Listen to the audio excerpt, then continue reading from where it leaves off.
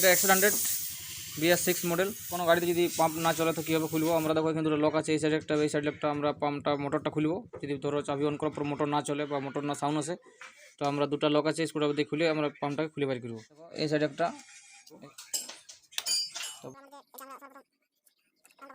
Disturb দেয় বা না চলে, আমরা কী করে বুঝবো? দেখো এটা যদি ঘুরে তাহলে মোটরটা আমার ঠিক আছে। চাবি অন করছি,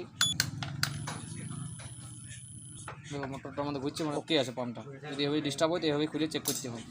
চলার পরেও যদি আমাদের তেল না আসে তো আমার বা স্টার্টিং প্রবলেম হয়, এখানে একটা সিগারেট ফিল্টার থাকে, ফিল্টারটা পরিষ্কার করে দিবে।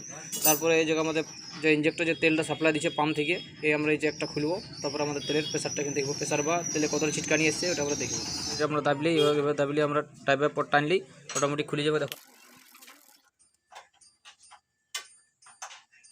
তো তাও যদি আমাদের তেলের প্রেশার না আসে তাহলে আমাদের ট্যাঙ্কির ভিতরে একটা ফিল্টার থাকে, এই ফিল্টারটা খুলে পরিষ্কার করে ঠিকঠাক আসছে না বা আমাদের পাম্পে ঠিক তেল পাচ্ছে না, তাই পাম্পেও ঠিকঠাক তেল দিতে পারছে না, তাই গাড়িটা স্টার্টিং প্রবলেম করছে। আবার এবং ফিল্টার পরিষ্কার করার পর যদি সমস্যা দেখা দেয়, এখানে যে ভাল্বটা আছে, যেটা এয়ার যেটা আসছে ট্যাঙ্কির ভিতরে, এই ভাল্বটা আমরা একবার দেখবো এটা ঠিকঠাক কাজ করছে কিনা। স্টার্টিং কোনো প্রবলেম করবে না, বা যে 16 হলে যেটা বন্ধ হয়ে যায় সেই বন্ধটা হবে না। তো ধন্যবাদ দাদা ভাই।